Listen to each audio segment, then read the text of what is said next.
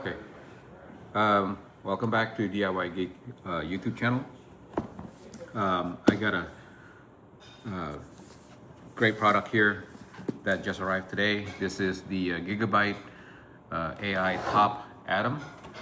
So it is a supercomputer for AI, large language model that you can run locally at your own house.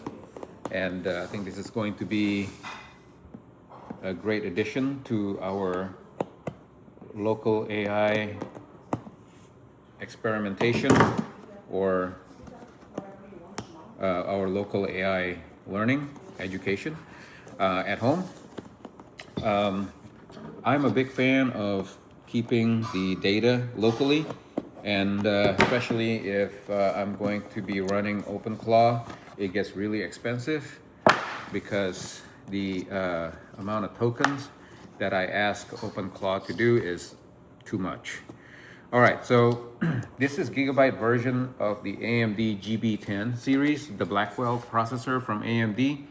And I prefer that particular architecture rather than the AMD Halo Strix, because mainly because of the software. The lineup from Nvidia, the infrastructure and the platform is just much more mature, so you can get up and running with your AI implementation much quicker. So that's why I prefer the GB10 Blackwell series. And this new Gigabyte,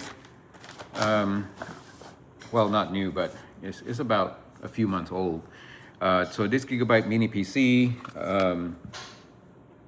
is better, in my opinion, than the Nvidia DGX Spark because of its superior cooling system.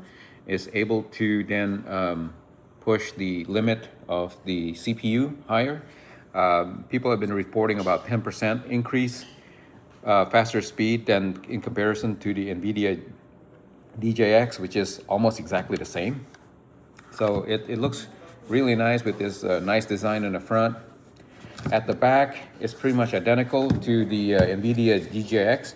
We got the USB-C, we have the HDMI, and then we have the regular Ethernet, and then we have the super fast network that interconnects if you want to stack these together in a cluster.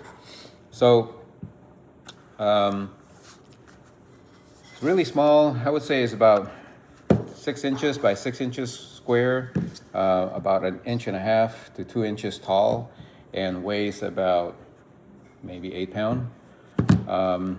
Comes with some user manual, the unit itself, and let's see what else it comes with.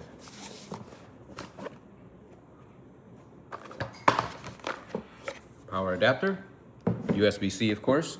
I think the maximum power consumption on this is 240 watts. Yep, right there, 240 watts. USB power delivery 3.1, and you have a special, no, it's not special. It's just the 3-prong to a regular US or Canada plug.